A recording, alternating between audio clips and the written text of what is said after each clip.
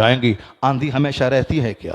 طوفان ہمیشہ رہتا ہے کیا؟ نہ یہ آندھی رہے گی، نہ یہ طوفان رہے گا، نہ یہ مصیبت رہے گی، کچھ نہیں رہے گا، مگر کیا رہے گا؟ کوئی گل باقی رہے گا، نئے چمن رہ جائے گا، پر رسول اللہ کا دین حسن رہ جائے گا۔ آنے والا وقت مذہب اسلام کا ہے، آنے والا وقت مذہب اسلام کے فالوورز کا ہے۔ پوری دنیا میں کوئی ایسا خطہ نہیں بچے گا جہاں مذہب اسلام کا کلمہ داخل نہ ہو جائے۔ وقتی آندھی ہے، یہ وقتی طوفان ہے، یہ عارضی مصیبت، اور یہ اس بات کی دلیل ہے کہ حضور نے جو کہہ دیا ہے وہ پتھر کی لکیر ہے۔ چاہے سورج پچھم سے نکل جائے، یا چاند اگنا بند کر دے، یا آسمان زمین پہ ٹوٹ پڑے، کچھ بھی ہو، مگر حضور نے جو بات کہی ہے وہ بات بالکل سچ ہے۔ اس میں کوئی تبدیلی نہ آج 1400 سال کے اندر ہوئی ہے اور نہ ہی ہو سکتی ہے۔ تو آقا نے جو کچھ کہا وہ آپ نے سنا، پتہ ہے دنیا کا نام ہی ہے چینجنگ، عدلنا بدلنا، اسی کو دنیا کہتے ہیں۔ دنیا کا مطلب ہے جو چیز ایک حالت پہ قائم نہ رہے۔ العالم متغیر، دنیا عالم بدلنے والا ہے، وہ کل متغیر حادث، اور ہر بدلنے والی چیز حادث ہے۔ فالعالم حادث، عالم حادث ہے، یہ دنیا فانی ہے۔ دنیا کی پریبھاشا یہ ہے کہ کوئی چیز ایک حالت پہ نہ رہے۔ بچہ پیدا ہوتا ہے، بچپن سے بچہ گزرتا ہے، پھر جوانی میں داخل ہوتا ہے، بڑھاپے میں، پھر اس کے بعد دنیا چھوڑ کے چلا جاتا ہے۔ یہی 3 اسٹیج ہیں، بچپن، جوانی، بڑھاپا، کوئی چوتھا اسٹیج نہیں آنے والا۔ جو بچپنے سے گزر رہے ہیں وہ سمجھ لیں کہ ممکن ہے کہ شاید جوانی نہیں آ پائے، چونکہ کروڑوں بچے ہیں جو جوانی ہی میں دنیا سے چلے جاتے ہیں۔ بہت سارے لوگ ہیں جو جوان ہو چکے ہیں، سیکنڈ اسٹیج میں آ چکے ہیں، وہ یہ نہ سمجھیں کہ اس کے لیے بڑھاپا ہے، تیسرا اسٹیج بڑھاپا ہے، لیکن کروڑوں نوجوان ایسے ہیں جنہوں نے بڑھاپے کا منہ نہیں دیکھا، بلکہ جوانی ہی میں دنیا سے چلے گئے۔ ایک بہت بڑے ارب پتی جوانی میں بے شمار دولتیں انہوں نے جمع کی، لیکن اسی عین جوانی میں بھی 10 سال ہوئے ہیں دولت کے کمائے ہوئے، خطرناک مرض کینسر میں گرفتار ہوئے، بستر مرگ پہ پڑ گئے۔ آنے والے لوگ ان کے پاس آتے تھے اور کہتے، دلاسا دیتے تھے، مگر وہ کہتے تھے کہ میں اپنی حالت پہ نہیں رو رہا ہوں، میں تم سبھوں کو اپنی زندگی سے عبرت دلانا چاہتا ہوں کہ میں نے اپنی خواہش کے مطابق بے پناہ محنت کی، میں نے کروڑوں کی دولت میں نے جمع کی، لیکن ان دولتوں سے لطف اندوز ہونے سے پہلے اب میں کینسر سے پیڑت ہو کے میں دنیا سے جا رہا ہوں۔ انہوں نے کہا کہ ہر آنے والے لوگوں سے جو ان کی تعزیت اور مزاج پرسی کو آتا تھا، سب سے یہی کہتے تھے کہ مجھ پہ ترس مت کھاؤ، اپنی زندگی پہ ترس کھاؤ۔ جو حشر میرا آج ہو رہا ہے، میں چاہتا ہوں کہ تمہارا نہیں ہو۔ تم اس زندگی سے دھوکہ مت کھاؤ، تم جوانی سے دھوکہ مت کھاؤ۔ میں نے بھی سوچا تھا کہ ایک لمبی مدت تک دولتوں کو میں نے جمع کیا ہے، اس سے میں فائدہ حاصل کروں گا، بڑھاپے میں خوب عیش کروں گا، بے پناہ دولتیں میرے پاس رہیں گی، میں کسی کا محتاج نہیں رہوں گا۔ لیکن آج مجھے خبر نہیں تھی کہ میں اس خطرناک مرض میں گرفتار ہو جاؤں گا اور مجھے دنیا چھوڑ کے جانا پڑے گا۔ تو ہر آنے والے سے ہی کہتے تھے کہ میرے اوپر ترس مت کھاؤ، تم زندگی سے دھوکہ مت کھاؤ۔ کروڑوں لوگ ایسے ہیں جو بوڑھے نہیں ہوئے، جوانی میں دنیا سے چلے گئے، اور جو جوانی سے بچ کے بڑھاپے کے اسٹیج پر داخل ہوئے، وہ تو سمجھ لیں کہ ایک بیماری کے اسٹیج میں داخل ہو گئے۔ بڑھاپے کا دوسرا نام ہے بیماری، یعنی آج کل اکثر بوڑھے لوگ وہ صرف دوائی کی تلاش میں رہتے ہیں کہ صاحب دوائی کہاں ملے، کس ڈاکٹر کے پاس میرے اس مرض کا علاج ہے۔ حالانکہ اس کو یہ سمجھنا چاہیے کہ بڑھاپا خود ایک مستقل مرض ہے، اس کا کوئی علاج کسی کے پاس نہیں ہے۔ بڑھاپے کا مطلب اب کوئی چوتھا اسٹیج نہیں آنے والا ہے، اب موت ہی آنے والی ہے، چاہے ہاسپٹل میں آئے، چاہے راستہ چلتے آئے، چاہے سر چکر آنے کے بعد آ جائے، چاہے باتھ روم میں آ جائے، کہیں بھی آ جائے، موت ہی آئے گی۔ جب موت آئے گی، اب چوتھا کوئی سٹیج نہیں ہے، تو ہر بوڑھے کو یہ چاہیے کہ ہر وقت موت کو مد نظر رکھتے ہوئے جو فرصت ملی ہے 5 گھنٹے کی، 5 مہینے کی، 5 سال کی، 5 دن کی، اس کو بالکل موت کے بعد جو دنیا آنے والی ہے اس کی تیاری میں لگا دے۔ مگر کروڑوں میں کسی بوڑھے کو موت کا خیال آتا ہے کہ اب میں بوڑھا ہو گیا، اب دوائی نہیں کام کرے گی، اب مجھے موت کسی بھی ٹائم میں آنے والی ہے، تو مجھے موت کے بعد کی جو دنیا ہے اس کی تیاری کرنی چاہیے۔ عقل مند وہ ہے جو دوسروں کی تیجا سے سبق حاصل کرے، عقل مند وہ ہے جو دوسروں کے 40واں سے سبق حاصل کرے، عقل مند وہ ہے جو دوسروں کو وینٹیلیشن پہ دیکھ کے عبرت حاصل کرے، عقل مند وہ ہے جو شراب پی کے گاڑی چلا رہا تھا، اس کی لاش کے ہزاروں ٹکڑے ہو گئے، اس کے اس انجام سے سبق حاصل کرے۔ مگر عقل مند رہیں گے تب نہ سبق حاصل کریں گے۔ آقا علیہ السلام کے حدیث پاک پھر میں بار بار پڑھتا ہوں، حضور نے کہا ہے کہ اخیر زمانے میں اکثر لوگوں کی عقلیں چھین لی جائیں گی، اکثر لوگ پاگل اور دیوانے کی طرح کریں گے۔ ابھی آپ دیکھ سکتے ہیں کہ مرد کے پاس پوری طاقت ہے، یہ اس جاڑے کے زمانے میں صرف ایک شرٹ پہن کے گھوم سکتے ہیں، لیکن مرد 5 کپڑے پہنے رہتے ہیں۔ عورتوں کا جسم مردوں کے مقابلے میں نرم اور نازک ہوتا ہے، بالکل سمجھ لیں کہ ایک لطیف جسم کی ملکہ ہوتی ہے وہ، اللہ نے اس کے چہرے پہ داڑھی نہیں دی چونکہ اس کا چمڑا بالکل نرم اور نازک ہوتا ہے۔ اب وہ نرم نازک ہیں، وہ ایک کپڑا پہن کر اس کا فیشن بگڑ نہ جائے، اس کا میک اپ خطرے میں نہ پڑ جائے، سردی میں ٹھٹھرتی ہیں مگر وہ چادر سے اپنے سر کو نہیں ڈھانپتی ہیں، کیوں؟ اس لیے کہ اس کا میک اپ بگڑ نہ جائے۔ اب اس کو آپ کیا کہہ سکتے ہیں؟ جس کو 5 کپڑے پہننا تھا تو وہ 1 کپڑے پہن کے ٹھٹر رہی، اور جو مرد صرف 1 کپڑا پہن کے بھی کڑاکے کی سردی میں جا سکتا ہے، گھوم سکتا ہے، جیسے آپ نے دیکھا ہوگا راہل گاندھی کو، وہ ابھی جو انہوں نے پورے ہندوستان کا بھرمن کیا صرف ایک ٹی شرٹ پہن کر کے، کڑاکے کی سردی ہے صاحب، دسمبر جنوری کی، ایک ٹی شرٹ پہن کے پورے ہندوستان کا بھرمن کر کئی ہزار کلومیٹر دور کا سفر اس نے کیا۔ کیسی طاقت تھی ان کے پاس؟ یہ مرد ہے، مرد کے پاس طاقت رہتی ہے۔ تو میں کہہ رہا ہوں کتنا الٹا پلٹا کام ہو رہا ہے، جس عورتوں کو 5 کپڑا پہننا چاہیے وہ 1 کپڑا پہن رہی ہے، اور جس مرد کو 1 پہننا چاہیے اب صاحب یہ 5 پہن رہے ہیں۔ اخیر زمانے میں عقلیں چھین لی جائیں گی۔ حضور نے کیا فرمایا؟ تنزع عقول اکثر ذالک الزمان، ایک زمانہ ایسا آئے گا کہ اکثر لوگوں کی عقلیں چھین لی جائیں گی۔ شادی ایک کانٹریکٹ، ایک ایجاب اور قبول کا نام ہے، 5 لوگ گوار ہیں، 2 لوگ گوار ہیں، ایجاب و قبول شادی کا نام۔ لیکن لوگوں نے غیر ضروری طور پر شادی میں مہندی کی رسم، ہلدی کی رسم، صاحب سگائی کی رسم، نہ جانے کتنی رسمیں داخل کر دیں۔ انہوں نے بینڈ بجایا ہے تو میں بجاؤں گا، انہوں نے ڈی جے بجایا ہے تو میں بجاؤں گا، انہوں نے صاحب 50 اسکارپی پہ بارات کو لے کے گیا ہے تو میں بھی لے کے جاؤں گا۔ ایک صاحب ایک دیوانگی ہے لوگوں میں۔ حضور نے کیا کہا 1400 سال پہلے؟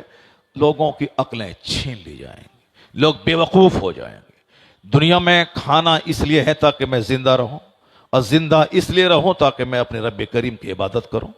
لیکن یہاں دیکھیے صرف کھانے کا مقابلہ ہے، چاؤمین، برگر، سینڈوچ، ٹکا، یہ وہ، جبکہ اس کی وجہ سے موتیں ہو رہی ہیں، لوگوں کے ہارٹ بلاکیج ہو رہے ہیں، لوگوں کا لیور فیٹی ہو رہا ہے، خطرناک مرض لیور کے پیدا ہو رہے ہیں، اور ڈاکٹر کہتے ہیں کہ جنک فوڈ مت کھائیے، ڈاکٹر کہتے ہیں کہ صاحب فاسٹ فوڈ مت کھائیے، مگر ایک دنیا دیوانی ہے، اسی کے پیچھے پاگل ہے۔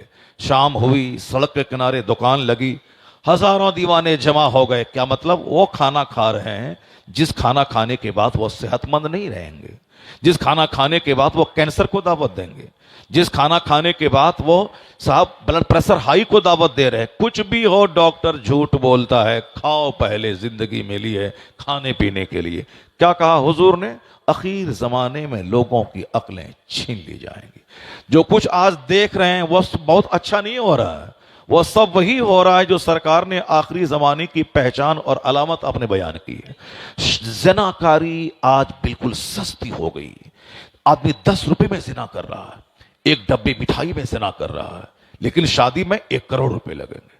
جبکہ حضور نے شادی کو اتنا سمپل بنایا تھا کہ صرف 2 گواہ کے سامنے ایجاب قبول ہو جائے، بھیڑ لگانے کی ضرورت نہیں ہے، رات میں نکاح طے ہو، رات میں ایجاب قبول ہو جائے، دن میں رشتہ طے ہو، دن میں ایجاب قبول ہو جائے، دن میں ایجاب قبول ہو جائے۔ صرف 2 لوگ گوار ہیں، 4 لوگ موجود رہیں نکاح ہو، پرانے کپڑے میں نکاح ہو جائے گا، بغیر کسی باراتی کو کھانا کھلائے نکاح ہو جائے گا. لیکن اب دیکھ لیں صاحب، جب تک کپڑا خریدنے کا پیسہ نہ ہو نکاح نہیں ہوگا، جب تک صاحب مہندی کی رسم کے کپڑے نہیں جائیں تب تک صاحب شادی نہیں ہوگی، جب تک لڑکی کو نوکری نہیں ملے تب تک شادی نہیں ہوگی، جب تک لڑکے کو نوکری نہیں ملے تب تک شادی نہیں ہوگی، لڑکے کو نوکری ملے گی تب شادی ہوگی. شادی کی عمر ہے 18 سے 20 سال، اب شادی نوکری ملے گی اس کو 38 سال میں، شادی ہوگی 40 سال میں، یعنی اب وہ بڑھاپے کے قریب شادی کرنے جا رہا ہے. اس 20 سال کے اندر میں اگر لڑکے سے خطا ہو گئی، لڑکے کا پاؤں پھسل گیا، وہ طوائف کے کوٹھے پہ چلا گیا، تو بخاری کی حدیث میں آیا ہے کہ جوان ہونے کے بعد اگر نکاح میں تاخیر ہوئی، اس تاخیری نکاح کی وجہ سے بچہ بچی کا پاؤں پھسل گیا، ماں باپ اس جرم میں شریک سمجھے جائیں. زنا کرے لڑکی مجرم ہو باپ، زنا کرے لڑکا مجرم ہو باپ. جرم کیا ہے؟ شادی میں لیٹ کرنے کا. جرم کیا ہے؟ شادی میں تاخیر کرنے کا. اسی جرم کی وجہ سے آپ اس گناہ میں شریک سمجھے جائیں گے. یہ بتائیے مجھ کو 40-45 سال میں جب شادی ہوگی، 50 سال کے بعد تو بڑھاپا آ جاتا ہے، اب 5 سال ہی وہ بچہ اب شادی کے بعد اپنی بیوی کے ساتھ رہ پائے گا، جبکہ جو آدمی 18 سال میں شادی کر لیا اس کی عمر 45 سال پہنچتے پہنچتے اس کا بیٹا 25 سال کا ہو گیا. اب اس کی بیٹی صاحب جوان ہو گئی، اب یہ خود جوان ہے، بیٹا اس کا پارٹنر بن گیا. اب یہ دونوں مل کر کے کمائے گا، دوسروں کے مقابلے میں زیادہ دولتیں کمائے گا، زیادہ خوشحال رہے گا. اسی لیے کہا کہ جلدی سے شادی کر لے تاکہ تیرے بچے پارٹنر تیرے ہو جائے، تاکہ تیری بیٹی جوان رہے اور تو بھاگ دوڑ کر کے اس کی شادی جلدی سے دلا دے. ورنہ شادی ہوگی 45 سال میں، آپ ہوں گے 60 سال کے بستر پہ پڑے ہوں گے موت کے قریب، اس وقت آپ کا بچہ 20 سال کا 18 سال کا ہو رہا ہوگا. لڑکی ہوگی تو پھر ایک شادی کا ٹینشن لے کے دنیا سے آپ جائیں گے، لڑکا ہوگا تو اس لڑکی کی آوارگی، اس کی ملازمت نہ ملنے کی وجہ سے آپ پریشان ہوں گے. سارا کام دنیا میں الٹا پلٹا ہو رہا ہے. میں نماز پڑھ رہا ہوں ریلوے اسٹیشن پہ، کہتے ہیں کہ صاحب یہ مسجد نہیں ہے، یہ پلیٹ فارم ہے، آپ یہاں نماز نہ پڑھیں. اسی پلیٹ فارم پہ ایک لڑکا ایک لڑکی کے ساتھ کاندھے پہ ہاتھ رکھ کے مستیاں کر رہا. کوئی پولیس والا بولنے کو تیار نہیں ہے، کوئی نہیں بولتا ارے صاحب یہ پلیٹ فارم ہے، یہ طوائف کا اڈا نہیں ہے، یہ پلیٹ فارم ہے، یہ آپ کا اپنا گھر نہیں ہے. یہ اگرچہ آپ کی بیوی ہے مگر بیوی ہے تو آپ کے لیے آپ کا گھر ہے، یہ پلیٹ فارم ہے، یہاں ہزاروں لوگ سفر کر رہے ہیں. میں نماز پڑھوں تو کہتے ہیں کہ صاحب یہ پلیٹ فارم ہے، مسجد نہیں ہے. اب وہ زنا کرے تو کوئی بولنے والا نہیں کہ صاحب یہ پلیٹ فارم ہے، یہ طوائف کا اڈا نہیں ہے. کیا کہا حضور نے؟ عقلیں چھین لی جائیں گی، عقلیں چھین لی جائیں گی. دنیا ہندوستان میں جب نمازی بڑھیں گے تو کرائم گھٹے گا، نمازی بڑھیں گے تو غرور گھٹے گا، نمازی بڑھیں گے تو حرام خوری گھٹے گی، نمازی بڑھیں گے تو شراب نوشی گھٹے گی، نمازی بڑھیں گے تو زناکاری گھٹے گی. آج ہر قدم قدم پہ زناکاری ہے، قدم قدم پہ شراب نوشی ہے، قدم قدم پہ صاحب بڑے بڑے گھوٹالے ہیں. جو منتری کرسی پہ بیٹھے ہیں وہ گھوٹالہ کر رہے ہیں صاحب، جو بڑے بڑے عہدوں پہ فائز ہیں، ڈی ایم اس گھوٹالے میں ملوث ہے، ایس پی وہ گھوٹالے میں ملوث ہے. ہمارے پورنیہ کا ایک ڈی ایم، بہت بری سزا اس کو گورنمنٹ نے دی صاحب، تنخواہ اس کی 2 لاکھ پہ مہینہ ہے، کروڑوں روپے غیر قانونی ڈھنگ سے وہ کما رہے ہیں. صرف ایک نہیں بلکہ ہزاروں آفیسر. تو میں کہتا ہوں حکومت ہند سے صاحب آپ کے آفیسر گردن تک رشوت میں دھسے ہیں، اس کے خلاف آپ کے پاس کوئی قانون نہیں ہے، آپ کے نیتا اس کے خلاف نہیں بول رہے ہیں صاحب. کورٹ میں زنا ہو رہا ہے، آپ اس کے خلاف کچھ نہیں بول رہے ہیں. آر پی ایف کے جوان، ریلوے پروٹیکشن فورس، یہ صاحب ایک سفر کرتی ہوئی لڑکی کے اسی کمرے میں گھس کر کے اس کے ساتھ دست درازی کر رہا ہے صاحب، اس کے عزت کے ساتھ کھیل رہا ہے، آپ کچھ نہیں بول رہے ہیں. اب ہم جانتے ہیں نہیں بول پائیں گے، چونکہ کلکتہ میڈیکل کالج میں جو زناکاری ہوئی سارا ہندوستان جان رہا ہے، ساری دنیا تھرا رہی ہے. ایسا نہیں کہ جہاں نقاب ہوگا اسی کو جھانک جھانک کے دیکھنے کی خواہش دل میں پیدا ہوتی ہے. ابھی ایک ڈاکٹر بول رہا تھا کہ صاحب آپ کی عورتیں نقاب کیوں پہن رہی ہیں؟ چونکہ جو چیز ہڈن پوشیدہ رہتی ہیں لوگ اس کو بار بار دیکھتا ہے، اور جب وہ اوپن رہیں گی تو لوگ نہیں دیکھے گا. میں کہتا ہوں صاحب یہی آپ کا فارمولا ہے. میں نے اپنی چھوٹی سی زندگی میں ہزاروں تجربہ میں نے کیا ہے کہ جہاں لڑکیاں اوپن گھوم رہی ہیں، جو دکاندار روزانہ ہزاروں لڑکیوں کو دیکھتا، میں نے اس کی آنکھوں کو دیکھا ہے. روزانہ ہزاروں لڑکیوں کو دیکھنے کے باوجود بھی ہر آنے والی لڑکی پہ وہ گہری نظر ڈالتا ہے، نگاہیں گاڑ کے دیکھتا. ایسا نہیں کہ 2-4-10 دن دیکھا جی بھر کے آپ نہیں دیکھے گا. ایسا تھوڑی ہوتا ہے دنیا میں کہ 5 دن کھا لیا تھا اب پھر کھانے کو اب جی نہیں کر رہا اب نہیں کھائیں گے. اب آج دن بھر پانی پی لیا تو اب 10 دن تک پانی نہیں پئیں گے. نہیں، کھانے کی خواہش ہے، اور جب تک آدمی زندہ ہے تب تک کھائے گا. پانی پینے کی خواہش ہے، جب تک دنیا میں زندہ رہے گا بندہ تب تک پانی پیے گا. جس طرح پانی پینے کی خواہش زیادہ پانی پینے سے ختم نہیں ہوتی، کھانا کھانے کی خواہش ہمیشہ رہتی ہے، ختم نہیں ہوتی، اسی طرح مردوں کے دلوں میں عورتوں کی چاہت ہے، اسی طرح عورتوں کے دل میں مردوں کی چاہت ہے. یہ چاہت اسی لیے ہے تاکہ دونوں شادی کے بندھن میں بندھ جائیں، اس کے بعد پھر آنے والی نسلیں اس سے شروع ہوں، توالد و تناسل کا ایک سلسلہ جاری ہو جائے. اگر ہمارے باپ شادی نہیں کرتے تو میں کہاں سے پیدا ہوتا؟ اگر آپ کے باپ شادی نہیں کرتے تو آپ کہاں سے پیدا ہوتے؟ اگر آپ کی ماں آپ کے باپ کے نکاح میں نہیں آتی تو آپ کہاں سے پیدا ہوتے؟ اگر حضرت سید موسیٰ جنگی دوست رضی اللہ تعالی عنہ اب صاحب وہ شادی نہیں کرتے تو ہم سبوں کے پیر و مرشد غوث الاعظم کہاں سے پیدا ہوتے؟ حضور سید غیاث الدین رضی اللہ تعالی عنہ اگر شادی نہیں کرتے تو 90 لاکھ کافروں کو کلمہ پڑھانے والے غریب نواز کہاں سے پیدا ہوتے؟ تو عورتیں مرد کے لیے بنی ہے تاکہ شادی کر کے ایک دوسرے کے رشتے میں بندھ جائیں. تو جب اس کی چاہت یہاں ہے تب نہ پھر یہ شادی ہے، ورنہ چاہت اگر نہیں رہے گی تو کوئی مرد عورتوں کو قبول نہیں کرے گا، کوئی عورتیں مرد کے پاس نہیں جائیں گی. چاہت ہے اور یہ چاہت مرتے دم تک رہے گی. ایسا نہیں کہ 10 بار دیکھنے کے بعد صاحب جی بھر جائے اب نہیں دیکھا جائے. تم تو 1000 بار دیکھ چکے ہو پھر بھی تیری نگاہیں کیوں بہکی ہوئی ہیں؟ اس لیے یہ کہنا کہ جو چیزیں چھپی رہتی ہیں اس کو دیکھنے کی زیادہ خواہش ہوتی ہے، غلط بات. میڈیکل کالج میں روزانہ لڑکیاں ٹی شرٹ پینٹ پہن کے پڑھنے آ رہی ہیں، لیکن اس کے باوجود کیوں ریپ ہوا، اس کے باوجود کیوں دردناک قتل ہوا، اس کے باوجود کیوں وہاں صاحب تہخانے میں ریپ کا ریکٹ چلایا گیا؟ اس کا مطلب ہے کہ نیچرل سسٹم سے بغاوت آپ نہیں کر سکتے ہیں. یہ ہر مرد کے دل میں خواہش ہے عورتوں کی. تو اب ایک خوبصورت عورت گھر سے باہر نکلی، اب 10 درندے چاہتے ہیں کہ میں ان کے ساتھ شادی کروں. اب ایک اکیلی عورت ہے اور 10 درندے چاہتے کہ میں ان سے شادی کر لوں. یہ بتائیں کہ اس عورت کی زندگی خطرے میں پڑے گی یا نہیں؟ اسی لیے پردے کا حکم اسلام نے دیا ہے تاکہ اس کا حسن بھی چھپا رہے اور اس کی بدصورتی بھی چھپی رہے، تاکہ درندوں کی بد نگاہی سے عورت سیف رہے. تو پردہ عورتوں پہ ظلم نہیں ہے، یہ ان کی سیفٹی کے لیے ہے، یا اس کی سیکیورٹی کے لیے ہے، یا اس کی حفاظت کے لیے ہے. مگر بتائیں صاحب ایک لڑکی چڈی پہنی ہوئی ایئرپورٹ پہ کھڑی ہے، آئے دن ہم لوگ دیکھ رہے ہیں، لیکن کوئی بولنے والا نہیں ہے کہ آپ کے ایسا قدم اٹھانے سے لوگوں کا دماغ خراب ہوگا، صاحب سماج میں غلط میسج جائے گا، سماج کے لوگ اس کو غلط سمجھیں گے. کوئی نہیں بولنے والا ہے. لیکن ایک عورت حجاب پہن کے آئی ہے تو اب وہ لوگوں کی آنکھوں میں وہ عورت کھٹک رہی ہے. کھٹکے گی ضرور، کیوں؟ اس لیے کہ اخیر زمانے میں اکثر لوگوں کی عقلیں چھین لی جائیں گی. اس لیے یہ اسے اب ترقی اور ڈیولپمنٹ نہیں کہیں کہ ڈیولپمنٹ ہے صاحب چڈی پہ عورتیں آ گئی ڈیولپمنٹ ہے، صاحب لوگ شراب کی بوتل لیے چل رہے ہیں یہ ڈیولپمنٹ ہے. ابھی 4 دن کے بعد آپ دیکھیں گے ہندوستان کے گوا میں سمندر کے کنارے وہ شراب کی بوتلیں ہوں گی صاحب، نیم برہنہ مرد عورتیں سب سوئے ہوئے ہوں گے. کیا 31 نائٹ منا رہے ہیں. آنے والا سال اس سال کا آخری دن ہے، اب آنے والا سال 1 جنوری آ رہا، اب وقت 31 نائٹ منا رہے ہیں. کیا کیسے منا رہے ہیں؟ شراب پی کے منا رہے ہیں، جوا کھیل کے منا رہے ہیں، اب صاحب عیاشی کر کے منا رہے ہیں. اسے کیا خبر کہ ہو سکتا ہے کہ 25 کا پہلا دن اس کے لیے موت کا پیغام لے کے آ رہا ہو. بہت ساری کشتیاں ڈوب گئیں جس کشتیوں پہ عیاشیاں ہو رہی تھیں، بہت سارے پلین کریش ہو گئے جس پہ شراب پی جا رہی تھی اور بدکاری ہو رہی تھی. دنیا کا خوبصورت شہر پہاڑ پہ جو آباد ہے کاٹمانڈو، نیپال کی راجدھانی پہاڑ پہ آباد ہے. ہم یہاں گرمی کے زمانے میں جلتے ہیں اور وہاں لوگ کمبل اوڑھ کے سوتے ہیں. لیکن ہونا یہ چاہیے تھا کہ جب اللہ نے نعمت دی ہے تو اس نعمت کا شکر ادا کرتا بندہ، اس نعمت کا شکر ادا کرتا. لیکن ہو کیا رہا ہے؟ اس سرد جگہ ہل اسٹیشن پہ بدکاریاں ہو رہی ہیں. سمندر کے کنارے خدا کا قہر و جلال یاد کرنا چاہیے کہ بمبئی کیسے آباد ہے سمندر کے کنارے. اگر 10 ہاتھ پانی اوپر ہو گیا تو سارا شہر سمندر کی آغوش میں سما جائے گا. اب وہاں جانے کے بعد لوگوں کو اللہ کا ڈر پیدا ہونا چاہیے.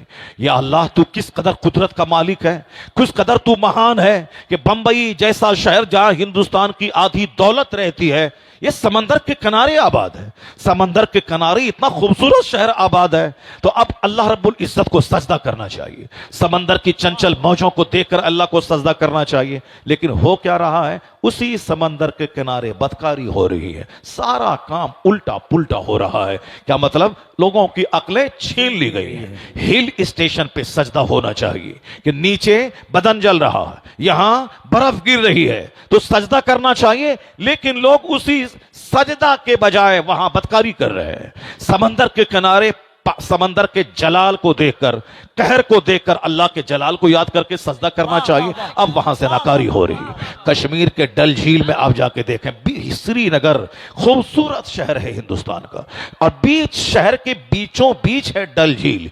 इतनी बड़ी झील पूरे हिंदुस्तान में कहीं नहीं है। अगरचे उदयपुर झीलों का शहर है, सिटी ऑफ लेक्स है उदयपुर, लेकिन वहां की झीलें भी डल झील के मुकाबले में कुछ नहीं है। अब वह झील देखने के बाद आंखें ठंडी होती है, झील देखने के बाद कलेजा ठंडा होता है, झील देखने के बाद तबीयत बाग बाग हो जाती है। तो जो श्रीनगर के उस झील के आसपास के लोगों को झील जैसी नेमत देख करके उसकी वजह सारा शहर ठंडा रहेगा। मई जून में भी झील की वजह से घरों में इसकी तरावट, इसकी साफ ठंडक महसूस होगी, लेकिन आप देख सकते हैं उसी झील में कश्तियां हैं, उन कश्तियों में क्या तमाशे हो रहे हैं सारा हिंदुस्तान जान रहा है। जो जगह सजदा करने की थी लोगों ने बदकारी का अड्डा बना दिया। कश्मीर में एक है निशाद बाग, एक है शालीमार बाग, शालीमार बाग, निशाद बाग, ये बहुत खूबसूरत गार्डन है। मैं जब वहां गया तो देखकर आश्चर्यचकित रह गया साहब, इतना खूबसूरत बाग। कश्मीर में गुलमर्ग है, जहां लोगों ने अपने हाथ से पौधे नहीं लगाए हैं, बल्कि कुदरती तौर पर ऐसे खूबसूरत पौधे लगे हुए हैं कि देखने के बाद तबीयत मस्त हो जाती है। इसीलिए कुछ लोगों ने कहते हुए उसको दुनिया की जन्नत कहा कश्मीर को। अब वो खूबसूरत शहर, वहां जाने के बाद फूलों की कतारें, सरों की लंबी कतारें, और बिल्कुल तमाम हर तरह की फूलों की सजावट को देखने के बाद लोगों को मुसल्ला बिछा के सजदा करना चाहिए, कहना चाहिए इलाही, जब दुनिया का ये शहर इतना खूबसूरत है और दुनिया का ये बाग इतना खूबसूरत है, इलाही जन्नत का बाग कितना खूबसूरत होगा, जन्नत का बाग कितना खूबसूरत होगा। तो गुलमर्ग देखकर जन्नत याद आनी चाहिए, और जन्नत के याद आने के बाद मुसल्ला बिछा के जन्नत वाला काम करना चाहिए, लेकिन सारा काम उल्टा पुल्टा हो रहा है। उसी गुलमर्ग में बदकारियां हो रही हैं, उसी निशाद बाग में बदकारियां हो रही हैं, उसी शालीमार बाग में बदकारियां हो रही हैं। कलकत्ता में विक्टोरिया पार्क जाके थे, कितना खूबसूरत महल बिल्कुल पूरे बाग के बीचों बीच बनाया गया, अंग्रेजों ने बनाया, बड़ा खूबसूरत महल है। लेकिन मैं सिर्फ जिंदगी में एक बार गया हूं, उसके बाद कई बार सैकड़ों बार आसपास से गुजरा हूं, अंदर जाने की हिम्मत नहीं होती। जो एक बार जाके मैंने वहां के मंजर को जब देखा, फिर वह दूसरी बार जाने की हिम्मत नहीं हुई। इस तरह जैसे कुत्ता कुतिया के साथ मिले हुए होते हैं, इसी तरह के घिनौने और गंदे मनाजिर को मैंने देखा। जैसे रास्ता चलते, अब चलो कुत्ता है अकल नहीं है, कुतिया है अकल नहीं है, ये दोनों आपस में जुड़े हुए हैं, मगर लोगों की तवज्जो नहीं, क्योंकि वह जानवर है। चलो ठीक है, जानवर है, जानवर के पास अकल नहीं है, वह इस तरह के मिले हुए हैं। जानवर है, वह जानवर है, कुत्ता है। लेकिन ये इंसान को क्या हो गया? ये इंसान साहब, विक्टोरिया पार्क चारों तरफ से सड़कें हैं, चारों तरफ से लोग फुटपाथ पे घूम रहे हैं, उसके बावजूद भी अंदर में साहब एक दरख्त के नीचे साहब उसी तरह मर्द औरत आपस में मिले हुए हैं जैसे जानवर एक दूसरे से मिला करते हैं। आप कहते हैं डेवलपमेंट है, क्या डेवलपमेंट है यार? दिल्ली पंजाब में जाके 2 पैसा कमा के बस ईंट जोड़ लिया, डेवलपमेंट है? एक बुलेट खरीद लिया, डेवलपमेंट है? एक छोटा सा घर बना लिया, डेवलपमेंट है? एक छोटी सी आल्टो खरीद ली, डेवलपमेंट है? यहां तो डेवलपमेंट के नाम पे विनाशकारी का एक तूफान आ गया है। ये डेवलपमेंट नहीं है, ये क्या है? डिसअपॉइंटमेंट है। ये डेवलपमेंट नहीं है, तनज़ुली है, ये तबाही है। दुनिया क़यामत के करीब आ रही है। जब देखो कोई महल बना रहा है, या कभी मत बोलना कि डेवलपमेंट हो रही है, बल्कि यह कहना कि जो दौलतें ज्यादा नाजायज तरीके से जमा करेगा उसका हिसाब भी बहुत ज्यादा होगा।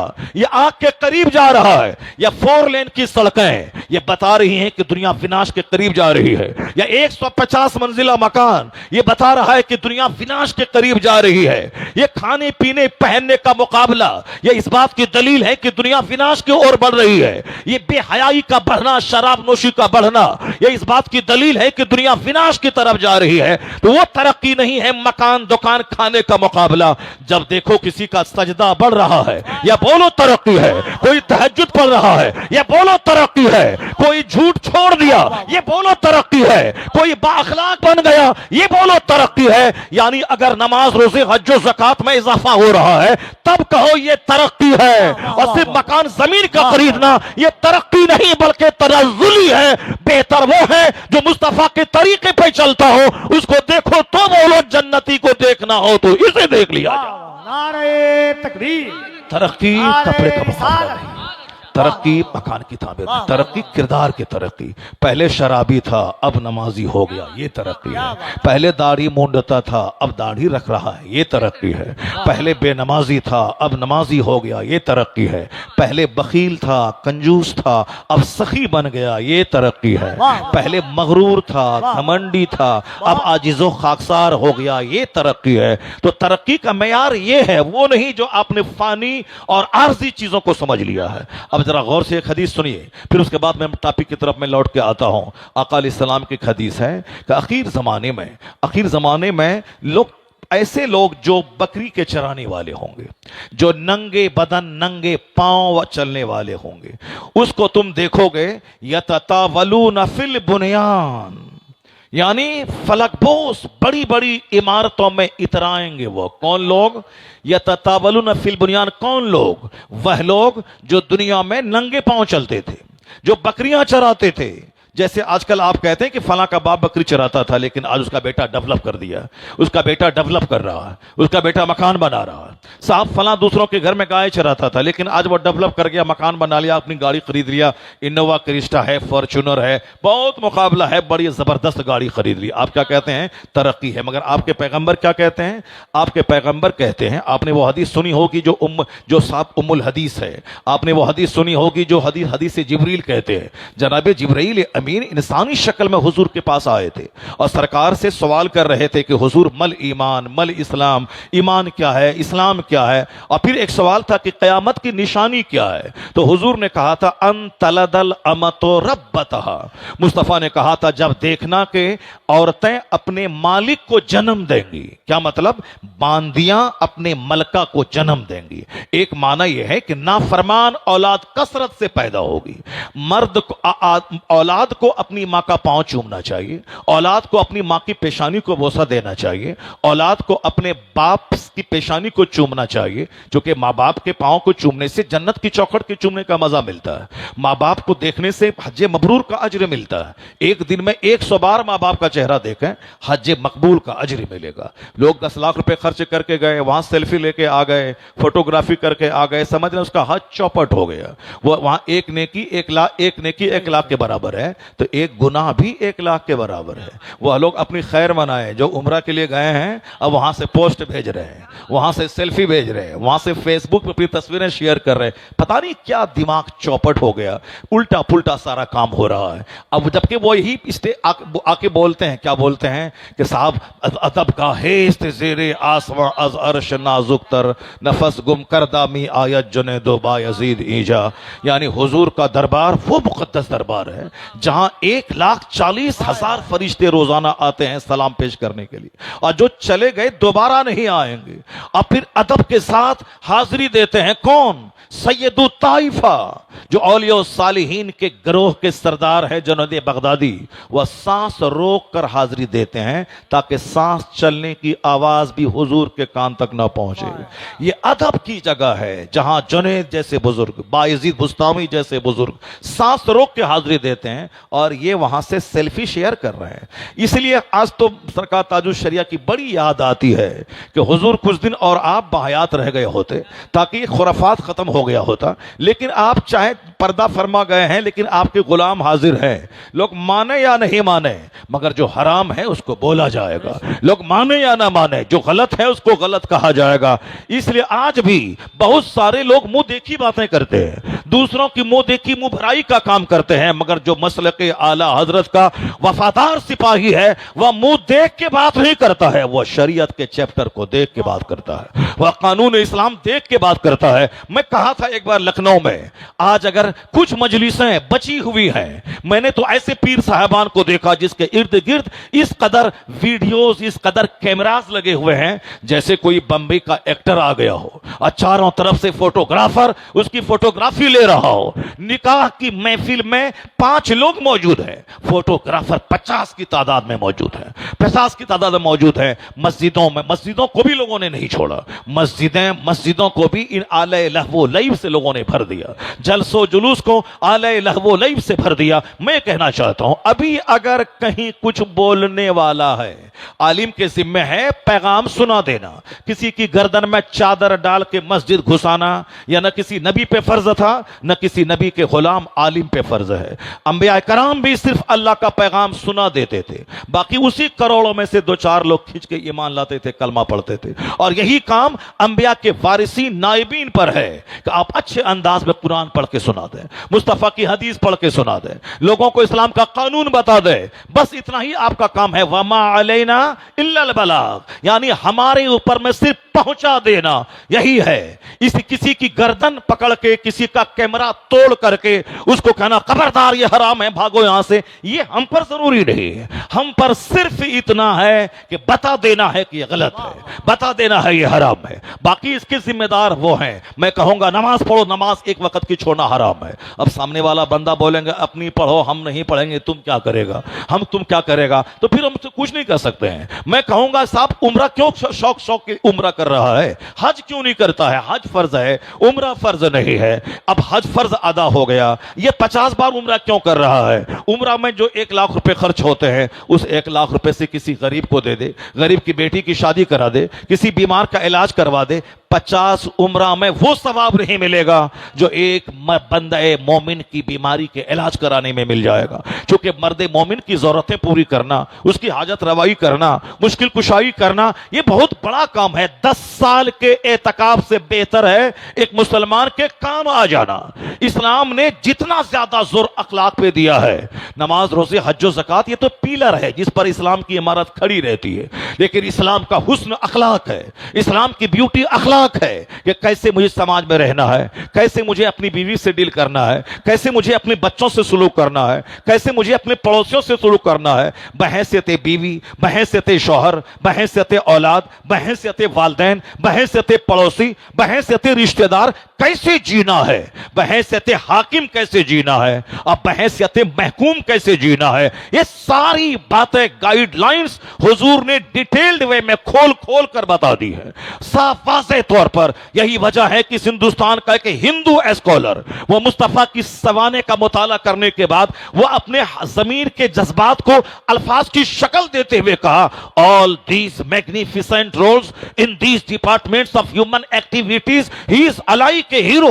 वो कहते हैं कि दुनिया मोहम्मद अरबी को नहीं समझ पाई है। हुजूर ने जीवन के हर क्षेत्र में जो हमारी नेतृत्व की है, हमारी रहनुमाई की है, जो हमें मार्गदर्शन दिखलाया है, उसको देखने के बाद मैं कह सकता हूं इस रुए जमीन का एक लाजवाब इंसान, अबकरी शख्सियत अगर कोई है तो मोहम्मद अरबी की जाते गिरामी है। यह डॉक्टर रामकृष्ण जो एक गैर मुस्लिम, एक हिंदू बरहमन है, उन्होंने कहा है बेशुमार लुच्चे लफंगे कम पढ़े लिखे लोग मेरे पैगंबर के खिलाफ बोलते हैं, उसकी बातों को उस बातों पे कान नहीं धरना, उनकी बातों को खातिर में नहीं लाना। पढ़े लिखे लोगों ने जो नबी की तारीफ कह दी, जो अपना दिल निकाल के रख दिया है, उसको बयान कीजिए, उसको लोगों के सामने बयान कीजिए, दरो दीवार में उसको लिख दीजिए। अगर एक रामगिरी जैसा खबीस नबी को गाली दे रहा है, यहां 500 ऐसे ब्राह्मण हैं जो मुस्तफा की तारीफ में किताबें लिखती हैं, तो हम इन तारीफ करने वालों की सुने, उस सलक छाप आदमी की सुने। हम इन पढ़े लिखे आदमी की बात माने कि मंदिर में घंटी बजा के हमारे पैगंबर को गाली देकर 2 रोटी खाने वाले उस रजील की बात समाप्त करें। इसमें एक कौम मुस्लिम निगेटिव पहलू से हटकर पॉजिटिवली आप सोचा करें। हर पागल दीवाने की बात का जवाब नहीं होता, हर पागल दीवाने वैशी की बात का जवाब नहीं है। रास्ता चलते कोई रमेश अगर मेरे पैगंबर को गाली देता है, अब हम सारी एनर्जी निचोड़ दें उस पे? नहीं नहीं, पागल समझ के उसको छोड़ देना है। ये पागल की बात थी, पागल हवाओं में सदाए पासगश समझ करके छोड़ देना है। अपना काम कर। जब पता चले कि लोग मेरे सरकार के खिलाफ बोल रहे हैं, मेरे महबूब के खिलाफ बोल रहे हैं, तो फौरी आप दुरूद का विर्द बढ़ा दें, आप जिक्र मुस्तफा बढ़ा दें, अजमत मुस्तफा का बयान करना बढ़ा दें, सरकार दो जहां का चर्चा आम कर दे, अपने बाल बच्चों की गुट्ठी में मुस्तफा की मोहब्बत पिला दे, अपनी मस्जिदों की फसील से मुस्तफा पे दुरूद व सलाम को बढ़ा दे। वह 5 गाली देगा, 50,000 मस्जिदों से जब मुस्तफा पे दुरूद व सलाम की सदाएं बुलंद होंगी, इन खबीसों की आवाजें दब जाएंगी, हर तरफ वही शोर होगा जो सरकार आला हजरत ने आज से 70 साल पहले कहा था। सरकार, कौन आपका नाम हटा पाएगा? अर्श पे ताजा छेड़छाड़, फर्श पे तुरफा धूमधाम, कान जिधर लगाइए तेरी ही दास्तान है, कान जिधर लगाइए तेरी ही दास्तान है। तो एक मर्द मोमिन की हैसियत से जब पता चले किसी खबीस ने भी को गाली दी है, रोजाना 1000 बार दुरूद पढ़ना वजीफा बना लीजिए। जब पता चला किसी ने हमारे पैगंबर की तौहीन की है, अपने बाल बच्चों को चाहे तो फिजिक्स, केमिस्ट्री, बायोलॉजी कुछ भी पढ़े, उन पर लाजिम करार दे दें कि रोजाना आधा घंटा आका अलैहिस्सलाम की जिंदगी का मुताला करना है, हयात तैयबा का मुताला करना है, और बता देना है कि सरकार दो जहां का नाम घटने वाला नहीं है, और फिर हर आने वाला दिन मुस्तफा के नाम का इतना चर्चा दुनिया में होता जाएगा कि नहीं सुना आपने?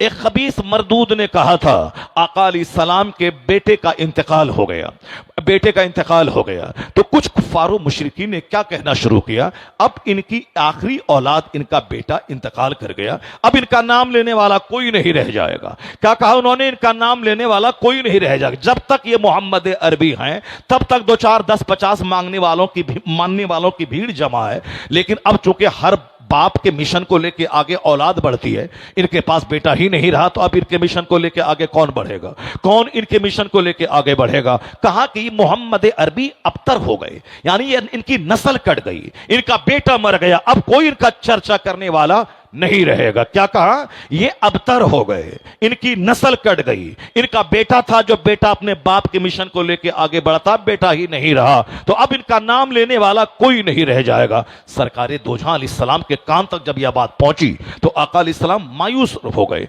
और हुजूर का यही अब तुर्रे इम्तियाज यही रहा, सरकार की आदतें हसना यही रही कि जो भी हुजूर को गाली देता, हुजूर अपनी तरफ से कोई सफाई पेश नहीं करते थे।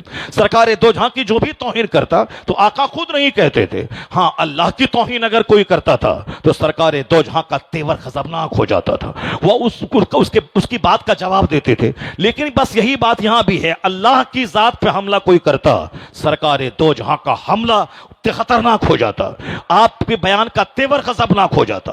लेकिन जब हुजूर की शान में कोई गुस्ताखी करता था तो फिर फरमाने इलाही का तेवर गजबनाक हो जाता था।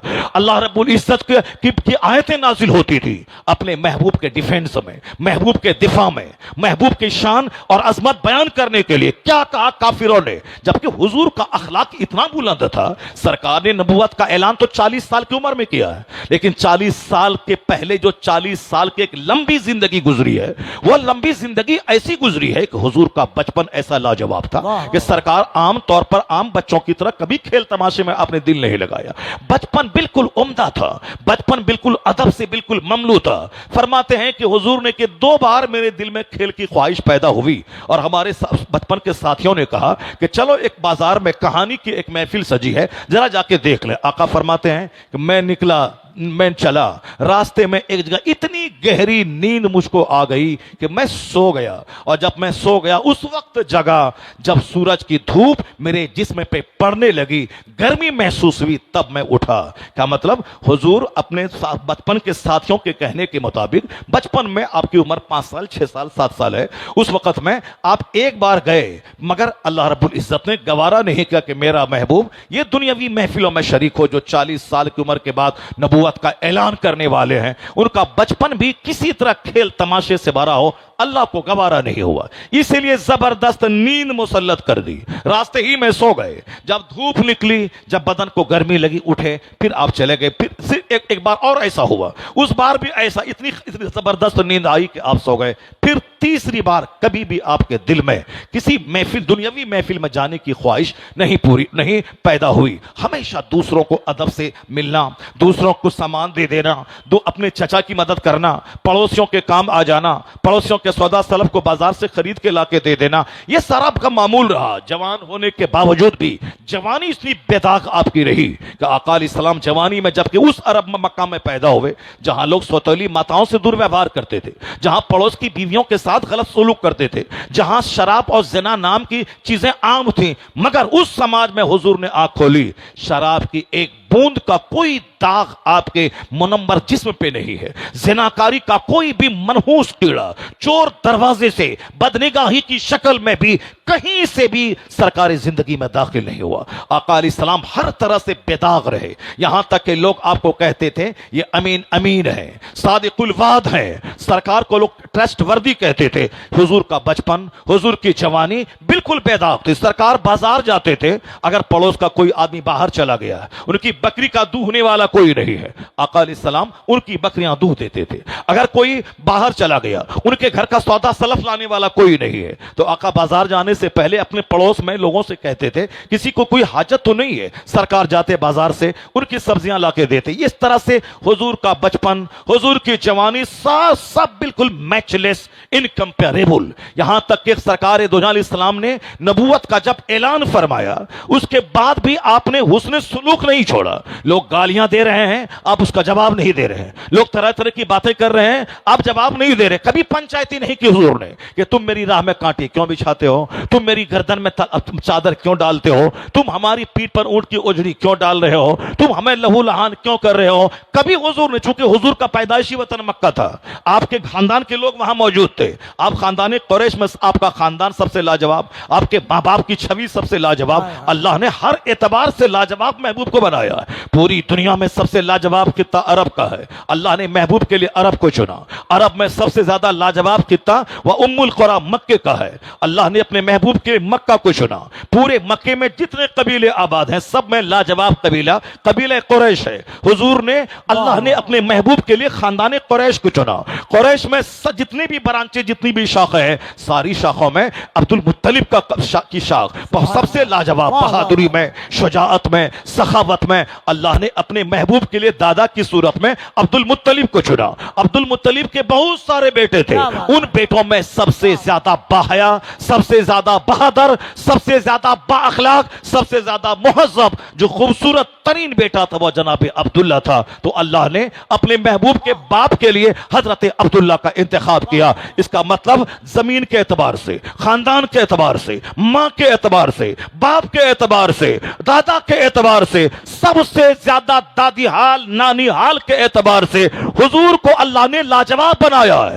اس لیے جناب جبرائیل امین نے ایک بار حضور سے کہا تھا, قلبت مشارق الارض و مغاربها, حضور میں نے زمین کو الٹ پلٹ کے دیکھ لیا, مشرق اور مغرب کو کھنگال دیا, آپ سے افضل میں نے کسی کو نہیں پایا. اسی حدیث جبرائیل امین کے قول کو اعلیٰ حضرت کوٹ کرتے ہوئے کبھی کہا تھا, یہی بولے سدرا والے چمنے جہاں کے تھالے, سبھی میں نے چھان ڈالے پر تیرے پائے کا نہ پایا, تجھے یک نہ یک بنایا, تجھے حمد ہے خدایا.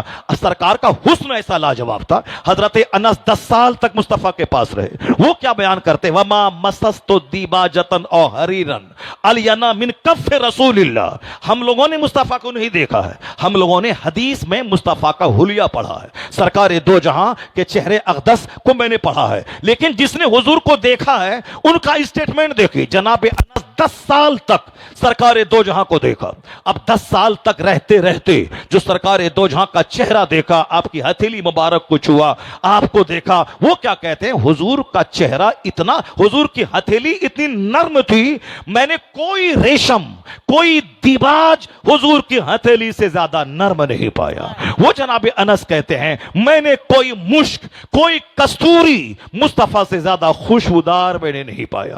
اور جناب انس کہتے ہیں, میں 10 سال حضور کی خدمت میں رہا, مگر میرے سرکار نے 10 سال کے لمبے پیریڈ میں لفظ اف تک مجھ کو نبی نہیں کہا. جبکہ ایک غلام کو ہم لوگ ایک دن میں 50 بار گالی دیتے ہیں, 50 بار ماں کی ڈیکی کرتے ہیں, تمہارا باپ ایسا, تمہاری ماں ایسی, تمہارا خاندان ایسا. جو ہمارا نوکر ہے جس کو ہم تنخواہ دیتے ہیں, تو اس کو ہم 50 بار گالیاں دے کے توڑ دیتے ہیں اس کو. یہ ہمارا اخلاق ہے. مگر جناب انس کیا کہتے ہیں, میں 10 سال تک مصطفیٰ کی خدمت میں رہا, اور اسی چیپٹر کو دیکھ کر امریکہ یورپ کے دانشور دم بخود رہتے ہیں کہ یہ کیسا انسان ہے کہ ایک دن میں آدمی 50 گالی اپنے نوکر کو دیتا ہے, لیکن یہ 10 سال کا ایک طویل عرصہ گزر گیا اور ایک بار بھی لفظ اف تک نہیں کہا. How loftiness is the morality of the holy prophet. وہ کہتے ہیں Anas lived in the holy service of the prophet for 10 years but he did not tell even word اف. انس 10 سال اسلام کے پیغمبر کی خدمت میں رہے مگر لفظ اف تک مصطفیٰ کو نہیں کہا.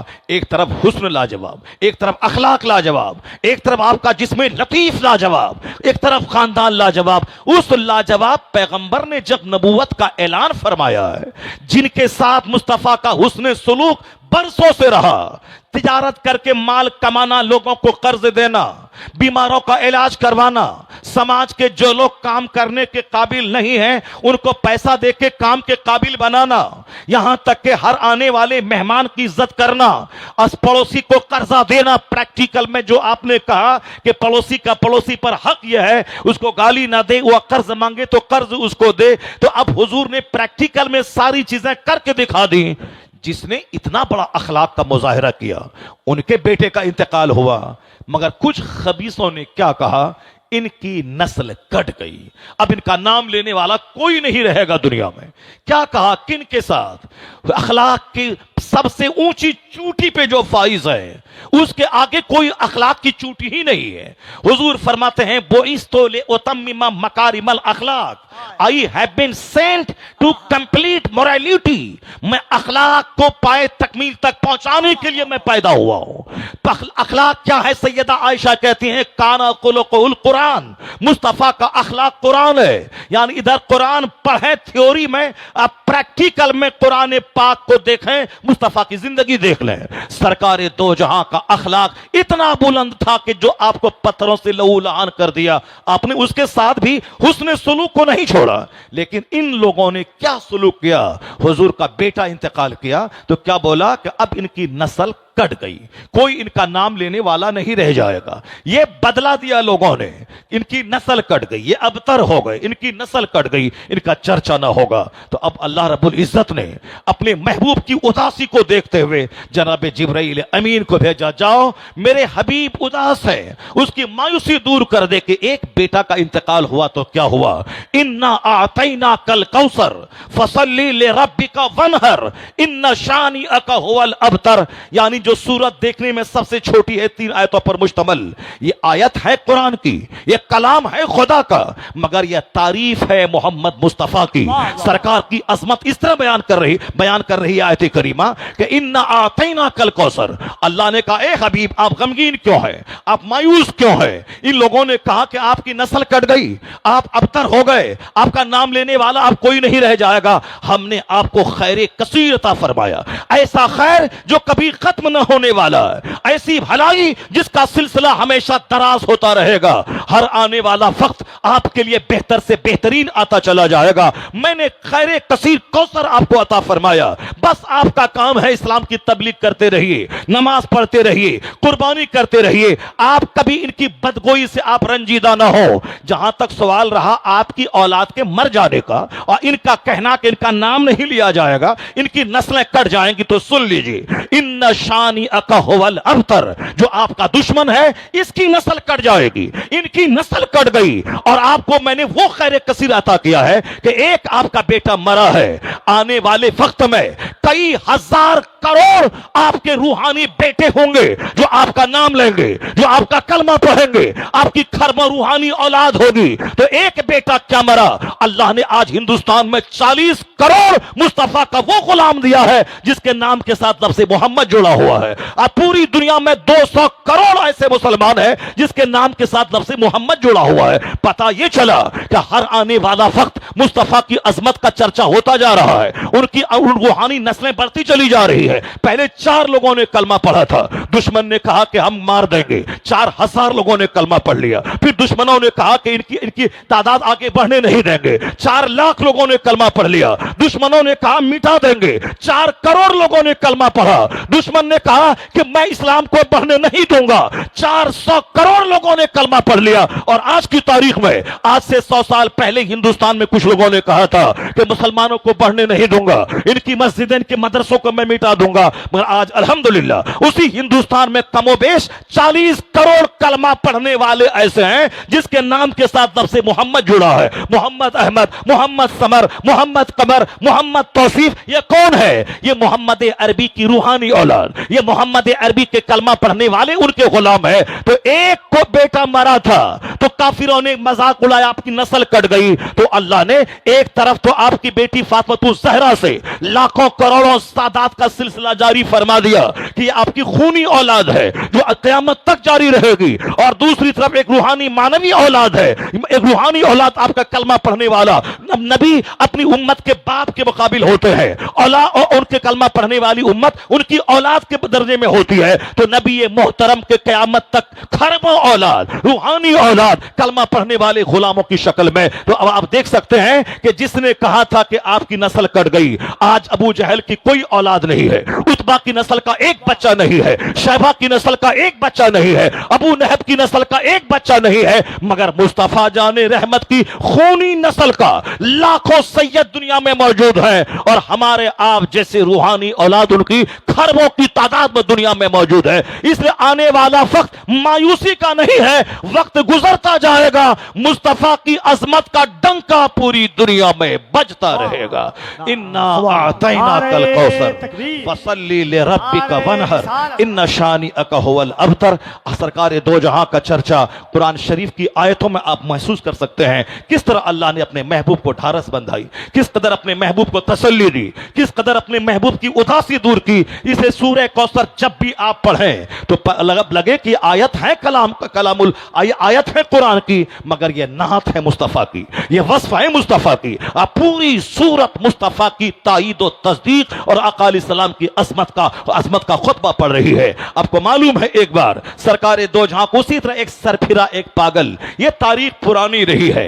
कुछ लोग हैं जो सरकार पे जान छिड़कते थे, जान हथेली पे लेके मैदान जंग में गर्दनें कटाना चाहते थे, हुजूर के बगैर एक लम्हा जीना नहीं चाहते थे, हर वक्त सरकार का नजारा करते रहे।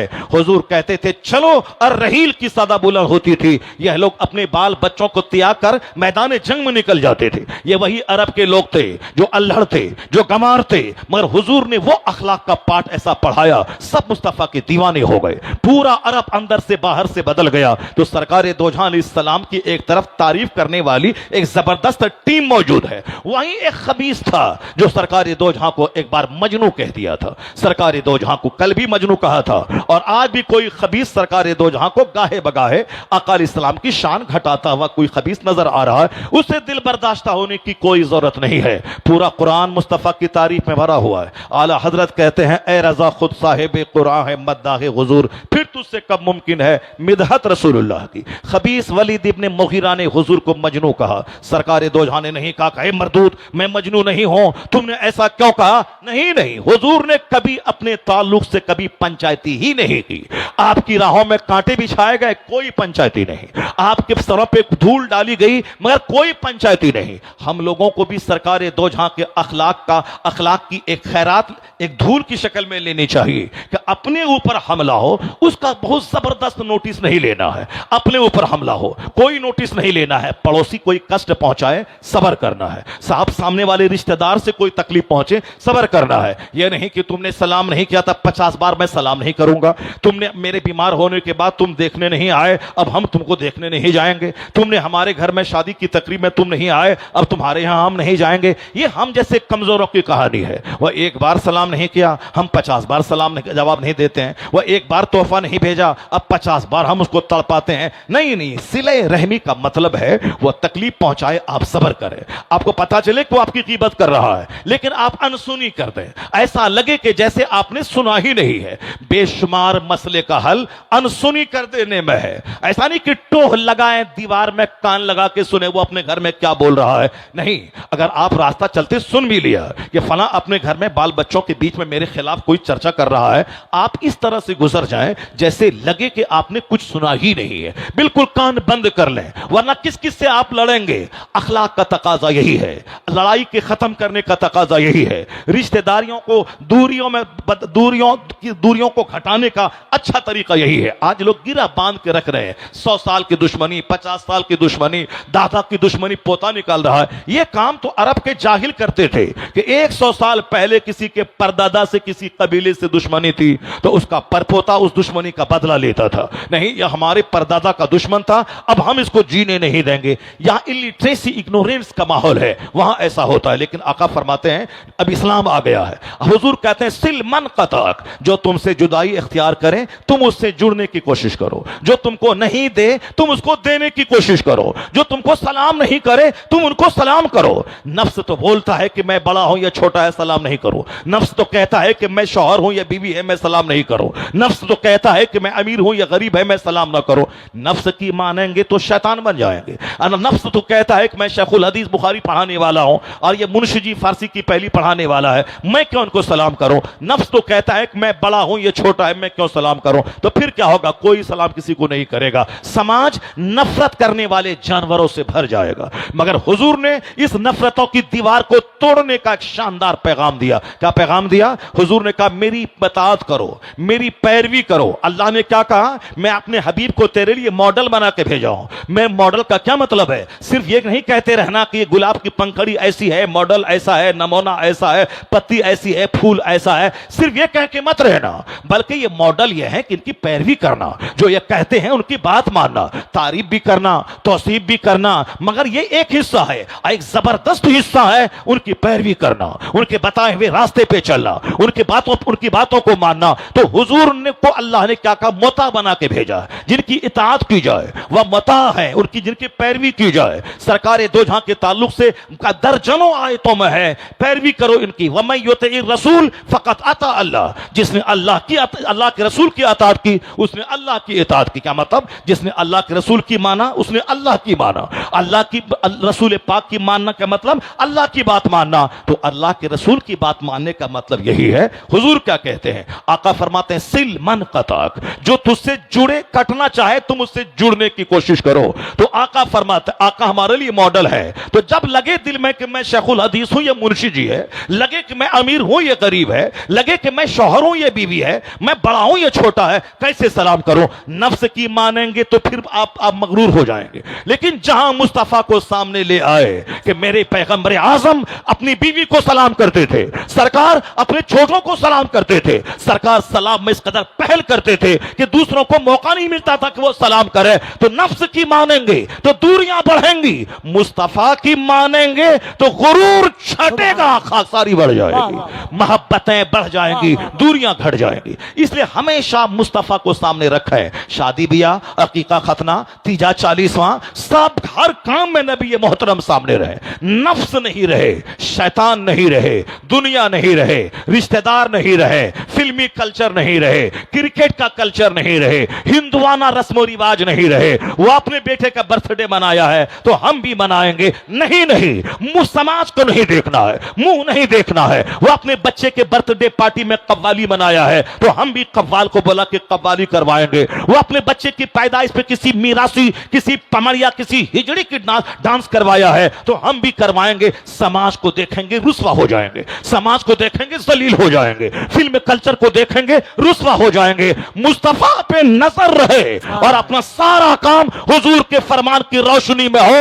جنت تو وہاں ملے گی، یہاں راحت قلب ملے گی، اطمینان قلب ملے گا، یہاں محبتیں ملیں گی، عداوتیں گھٹیں گی، یہاں فرحت بھری زندگی ملے گی۔ اگر اللہ نے چاہا مصطفیٰ کی غلامی کی وجہ سے حکومت ملے گی، سلطنت ملے گی، راحت ملے گی، وہ نہیں کامیاب ہوگا جو کسی بندر کے سامنے سر جھکاتا ہو، وہ کبھی کامیاب نہ ہوگا جو چھچندر کو خدا کہتا ہو وہ کبھی کامیاب نہ ہوگا جو کبھی کیچڑ کو خدا کہتا ہو، وہ کبھی کامیاب نہ ہوگا جو کسی سانپ کو خدا کہتا ہو۔ اس لیے ایک قوم مسلم، جو کچھ بھی آزمائشیں ہیں دنیا میں، یہ ہماری بدعملی کی سزا ہے۔ آج میری مسجدیں ویران ہے، میری خانقاہ ویران ہے، میرے جلسے ویران ہے، میرے مدرسے ویران ہے، سب یہ ساری جگہیں آباد کرنے کی تھی، ہم نے ان کو ویران کر دیا۔ شراب کی بھٹی ویران کرنی تھی، ہم نے اس کو آباد کر دیا۔ فلم کا حال ویران کرنے کا تھا، ہم نے پیسہ دے کے 3 گھنٹہ اپنا ٹائم دے کر ہم نے اپنی آنکھوں کو زنا کی لذت سے شادکام کیا ہے۔ ہم نے سنیما حال آباد کیا، شراب کی بھٹی ہم نے آباد کی، ناچ گانے کی محفلیں ہم نے آباد کی۔ تو آپ کیا چاہتے ہیں؟ جیے شیطان کی طرح اور پھر حکومت ہند مل جائے، حکومت امریکہ مل جائے، حکومت چائنا مل جائے، حکومت جاپان مل جائے، یعنی ہم جیے شیطان کی طرح اور جو دعا کرے رحمان قبول کر لے۔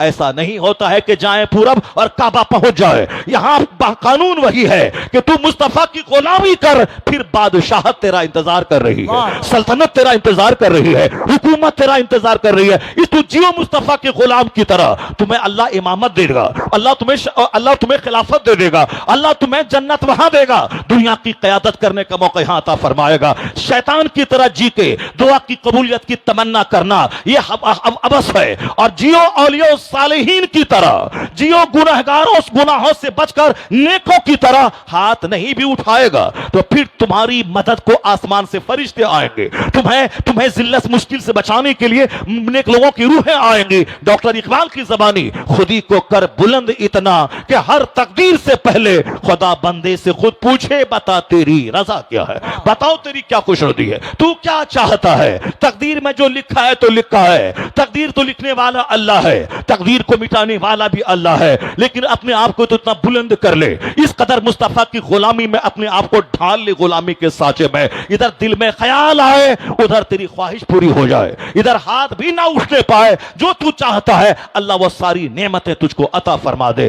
اب مت پوچھیں کہ اللہ کہاں ہے، بلکہ گریبان میں جھانک کے دیکھیں کہ آپ کہاں ہیں، آپ کہاں ہیں، آپ کہاں کھڑے ہیں، آپ کے گھر کا ماحول کہاں کھڑا ہے، آپ کا کلچر کہاں کھڑا ہے۔ حضور کا تو اللہ نے اتنا بلند مرتبہ عطا فرمایا ہے کہ یورپ کا ایک دانشور کیا کہتا ہے، if a man like him were to assume the dictatorship of the modern world, he must succeed in solving its problems۔ Doctor Bernard Shaw ایک کرسچن ہے، ہندوستان کا 1 لاکھ پڑھا لکھا آدمی جن کے پاسنگ کے برابر نہیں ہے۔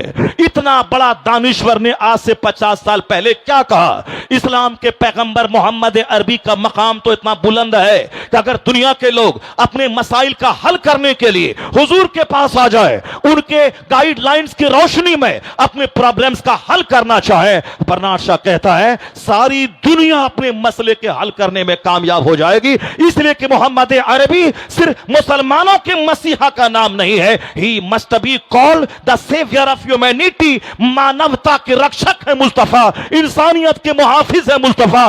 جو بھی انسان مصطفیٰ کے نیترتو میں مارگدرشن میں پناہ لے گا، بھلے ہی کوئی کافر ہو، جنت وہاں نہیں ملے گی، مگر دنیا کا پروگریس، دنیا کی ترقی اس کو ملے گی، کیونکہ مصطفیٰ کے قانون پہ عمل کرنے میں دونوں جہان کی بھلائی ہے۔ اگر کافر مصطفیٰ کی حدیث پر عمل کرے، سنجیدگی سے، محنت سے، جد و جہد سے، صبر سے کام لے، تو جاپان جیسا تباہ شدہ ملک وہ دنیا کا سب سے مالدار ترین ملک بن جائے۔ اگر نبی کا غلام جد و جہد مسلسل اس اسٹرگل سے کام لے تو جنت تو وہاں ملے گی، ترقی یہاں ملے گی، مالی مدد یہاں ملے گی، کیونکہ جو دنیا کی ترقی کے تقاضوں کو فلفل کرے گا وہ بھکاری نہیں بنے گا، وہ محتاج نہیں رہے گا، جو ہاتھ پہ ہاتھ دھرے بیٹھے گا، منتظر رہے گا آسمان سے خزانہ اتر جائے، زمین سے کوئی خزانے کی ہانڈی نکل جائے، نہ کبھی ہانڈی نکلنے والی ہے نہ خزانہ اترنے والا ہے، یہ ساری زندگی بھکاری بن کے رہے گا، ایک ایک پیسے کو ترستا رہے گا۔ دنیا کی خوشحالی کے لیے بھی مصطفیٰ کے پیغام عمل کو اپنانا ہوگا۔ سرکار دو جہاں نے جو جہد مسلسل کا میسج دیا ہے، بیکاری سے بچنے کا، محنت کرنے کا، لگن شیلتا کا، جد و جہد کا، پنکچویلٹی کا، آنیسٹی کا، ایمانداری کا، اگر قوم مسلم اس پر عمل کرے تو جاپان پیچھے رہے گا، مصطفیٰ کا غلام سب سے آگے ہو جائے گا۔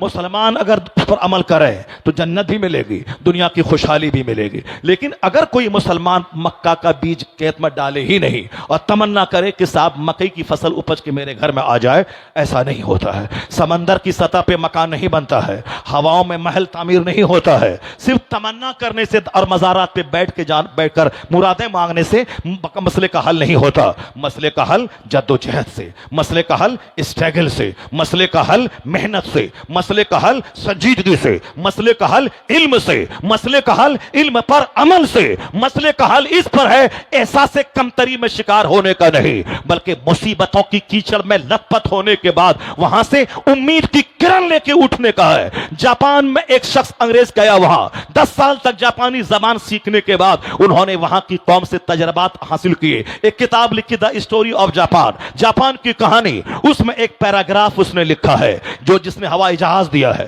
جس نے مائکروفون دیا ہے، جس نے کمپیوٹر دیا ہے، جس نے ٹرین دیا ہے، یعنی یہ سارے سامان 7 سمندر پار کے یہود و نصارہ، یہ وہاں ان کی زمین سے ساری چیزیں آئی ہیں۔ ہوائی جہاز دینے والی زمین سے اٹھنے والا ایک شخص جاپان جا کے جاپانی قوم کا مشاہدہ کر رہا ہے، پھر ایک کتاب لکھتا ہے دا اسٹوری آف جاپان، اس میں لکھتا ہے یہ جاپانی قوم کو اسپرٹ کہاں سے ملی ترقی کرنے کی۔ آج ساری دنیا میں میڈ ان جاپان کا سامان ہے، made in China, made in Japan, یہ پورے ورلڈ میں سامان چھایا ہے۔ کہا کہ جاپانی کو اتنا حوصلہ کہاں سے ملا، اتنا کریج کہاں سے ملا، اتنی ہمت کہاں سے ملی؟ کہا کہ جاپانیوں نے مصیبتوں سے حوصلہ سیکھا ہے۔ 1923 میں ایک زبردست زلزلہ جاپان میں آیا تھا، شہر کا شہر اجڑ گیا، شہر کا شہر اجڑ گیا، بال بچے ختم ہو گئے، شہر ندی نالے میں تبدیل ہو گیا۔ لیکن جو لوگ بچ گئے تھے وہ لوگ ماتم کرنے کے لیے نہیں بچے رہے، جو لوگ بچ گئے تھے وہ لوگ سینہ کوبی کرنے کے لیے نہیں کھڑے رہے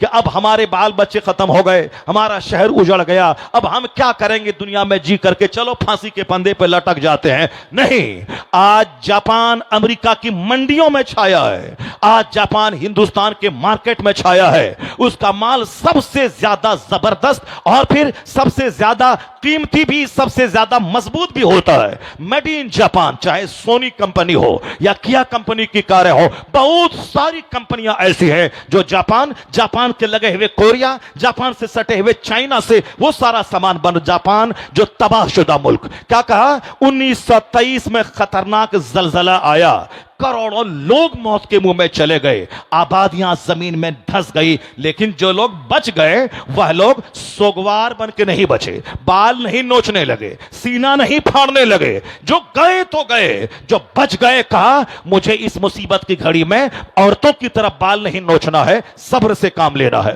حوصلے سے کام لینا ہے۔ وہ لوگ صبر کے ساتھ رہے، حوصلہ کا دامن ہاتھ سے نہیں چھوڑا، جدوجہد شروع کیا۔ میرا ہر بچہ پڑھے گا، میرا ہر بچہ فیکٹری کا بنائے گا، میرا ہر بچہ نیا پروڈکشن بنائے گا، ساری دنیا میں پیداوار کو پھیلائے گا۔ کہا جاپانیوں کے اسی صبر نے، اسی حوصلے نے، اسی جدوجہد نے وہ پیچھے پلٹ کے نہیں دیکھا، ان مصیبتوں سے اسپرٹ لیا، آج وہی تباہ شدہ جاپان پوری دنیا کا سب سے مالدار ترین ملک بن گیا۔ انہوں نے کہا کہ دوسرا واقعہ جاپان میں 1945 میں ہوا، جب ہیروشیما پہ ایٹم بم گرا تھا، امریکہ نے پہلی بار ایٹم بم گرایا تھا ہیروشیما پہ، دوسرے ہی دن ناگاساکی پہ یورینیم بم گرایا تھا، کہ دونوں شہر اجڑ گئے، لاشوں کے ڈھیر پہ دونوں شہر تبدیل ہو گیا۔ وہ تب کون شہر؟ جو ٹوکیو، جاپان کا شہر، جاپان کی راجدھانی، وہ جاپان کا شہر ملبے میں تبدیل ہو گیا، جاپان کا شہر لاشوں کے ڈھیر میں بدل گیا۔ ہیروشیما اور ناگاساکی، یہ دونوں شہر تباہ و برباد ہو گئے۔ آج 70-80 سال کے بعد بھی جو لوگ بچے ہیں اس خطرناک زہریلے اثرات سے، وہ لولے لنگڑے اپاہج بچے پیدا ہو رہے ہیں، مگر جاپانی سر کے بال نوچنے میں نہیں گزار دیا۔ بچے مر گئے تو اب میں جی کے کیا کروں، میرے ماں باپ مر گئے تو اب میں جی کے کیا کروں، میرا شہر اجڑ گیا تو اب میں جی کے کیا کروں؟ نہیں، جاپانیوں نے سرنڈر کیا کہ اب میں امریکہ سے جنگ نہیں کروں گا، اب میں جنگ نہیں کروں گا، میں ہار گیا، میں ہار گیا۔ اب انہوں نے ساری انرجی، ساری طاقت انہوں نے پڑھنے میں، لکھنے میں، سامان بنانے میں، فیکٹری میں لگا دی۔ آج دنیا کا سب سے خوبصورت شہر، سوڑی سڑکیں، فلک بوس عمارتیں، زبردست فیکٹریاں، مضبوط سامان کا پروڈکشن، سب میں اول نمبر پہ جاپان ہے۔ اب دنیا کے لوگ وہاں سے سبق لیتے ہیں کہ مصیبتوں میں حوصلہ کھونا نہیں چاہیے، مصیبتوں میں نروس ہونا نہیں چاہیے۔ جاپانی قوم سے لوگ سیکھ لے۔ ایک ہندوستانی مسلمان، اگر آج مسجدیں ٹوٹ گئی تو کیا ہوا، مدرسے اجڑ گئے تو کیا ہوا، اگر تمہارے اختیارات چھینے جا رہے تو کیا ہوا، تم صبر سے کام لے دینا. تمہارے پیغمبر نے کہا ہے تمہارے پیغمبر نے کہا ہے کہ صبر تمہارا ہتھیار ہے, علم تمہارا زیور ہے, علم تمہارا ہتھیار ہے. اللہ صبر کرنے والوں کے ساتھ ہے. اللہ نے کیا کہا؟ لا تحزن ان اللہ معنا, غم مت کرو اللہ تمہارے ساتھ ہے. حضور نے یہ کہا تھا, حضور کی یہ بولی ہے, جب آپ نکلے اب مکہ المکرمہ سے ہجرت کی رات میں اور غار سور میں گئے, 3 دن قیام کیا. جب مکہ کے لوگوں نے پیچھا کیا, اس قدر قریب پہنچ گئے غار کے, صدیق اکبر کہنے لگے حضور اب کیا ہوگا؟ یہ لوگ تو اتنا قریب پہنچ گئے ہیں کہ نگاہ صرف نیچی کریں تو ہم لوگوں کو دیکھ لیں گے. یعنی اس قدر بلندی پہ پہنچ گئے, ہم غار میں ہیں, وہ صرف آنکھ نیچی کریں تو ہم لوگوں کو دیکھ لیں گے. اب کیا کرے؟ صدیق اکبر گھبرا گئے. مصطفیٰ نے کیا کہا؟ لا تحزن ان اللہ معنا, غم مت کرو اللہ ہمارے ساتھ ہے, غم مت کرو اللہ ہمارے ساتھ ہے. پھر کیا ہوا؟ جب اللہ پر مضبوط اعتماد تھا تو اللہ نے کبوتر کے ذریعے کبوتر کے ذریعے اللہ نے جالی کے ذریعے ان کافروں کے دل میں بات ڈال دی. یہاں کوئی گیا ہوتا یا مکڑی کی جالی نہ ہوتی, کبوتر کا انڈا نہ ہوتا, وہ لوگ واپس ہو گئے. اللہ پر مضبوط اعتماد بندے کو مشکلوں سے نکلنے کا راستہ دے دیتا ہے, بندوں کو مشکلوں سے نکلنے کا راستہ دیتا ہے. اس سنکٹ کی گھڑی میں نہ عورت کی طرح سینہ نوچنا ہے, نہ سر کے بال نوچنا ہے, نہ صاحب کافروں کے رنگ میں رنگ جانا ہے, نہ فلمیں دیکھنا ہے, نہ اپنے بال بچوں کو ڈاکٹر انجینئر بنانے کے نشے میں کافر بنا دینا ہے. نہیں, اس سنکٹ کی گھڑی میں مضبوطی سے اللہ پر یقین رکھنا ہے, مصطفیٰ کی سنتوں کی پیروی کرنی ہے, اپنے بال بچوں کی گھٹی میں مصطفیٰ کا عشق پلا دینا ہے. پھر کہنا ہے تمہارے پاس جتنی تلوار ہے تو چلا, تو بم گرا, تیرا بم تھک جائے گا مگر میرے عشق کی دیوار ٹوٹ نہیں پائے گی. تم نے اگر اسلام مٹانے کی ٹھان لیا ہے, اب ہم نے بھی اسلام بچانے کی ٹھان لیا ہے, اب ہم نے بھی اسلام بچانے کی ٹھان لیا ہے. یہ وقت ناچنے کا نہیں ہے, یہ وقت گانے کا نہیں ہے, یہ وقت 1 کروڑ کی شادی کا نہیں ہے, یہ وقت حوصلے کا ہے, یہ وقت اسٹرگل کا ہے, یہ وقت جد و جہد کا ہے, یہ وقت مصطفیٰ کی سنتوں کی پیروی کا ہے, یہ وقت مسجدوں کے آباد کرنے کا ہے, یہ وقت اذان کی آواز سننے کے بعد سونے کا نہیں ہے, یہ وقت جاگنے کا ہے. مصیبتیں توڑنے نہیں آتی ہیں, مصیبتیں جگانے آتی ہیں, مصیبتیں حوصلہ دینے آتی ہیں. تو موجودہ مصیبت کو انفیریٹی کمپلیکس کا شکار مت ہو جائیے, موجودہ مصیبت کو جاگنے کا ایک ذریعہ. جاپانی قوم اسلام کا مطالعہ کر کے صبر سے آج ترقی کری ہے. ہمارے مذہب میں تو ہر قدم پہ صبر ہے, بہادری ہے, شجاعت ہے, سخاوت ہے, علم ہے, عمل ہے, قناعت ہے, توکل ہے, بے نیازی ہے, محنت ہے, جذبہ شہادت ہے. یہ ساری باتیں ہمارے یہاں ساری کوالٹی موجود ہیں. اگر سرکار دو جہاں کی سچی محبت, سرکار دو جہاں کی تعلیمات پہ عمل ہو, یہ مصیبتیں بھی ختم ہو جائیں گی. آندھی ہمیشہ رہتی ہے کیا؟ طوفان ہمیشہ رہتا ہے کیا؟ نہ یہ آندھی رہے گی, نہ یہ طوفان رہے گا, نہ یہ مصیبت رہے گی, کچھ نہیں رہے گا. مگر کیا رہے گا؟ کوئی گل باقی رہے گا, نئے چمن رہ جائے گا, پر رسول اللہ کا دین حسن رہ جائے گا. اللہ تبارک و تعالی ہم کو, آپ کو, سبھوں کو اپنے پیغمبر سے سچی غلامی کا ثبوت دینے کی توفیق عطا فرمائے. سرکار دو جہاں کی سنتوں پر عمل کرتے ہوئے اپنی زندگی میں ایک نئی بہار لانے کی توفیق عطا فرمائے. آمین. وآخر دعوانا الحمدللہ.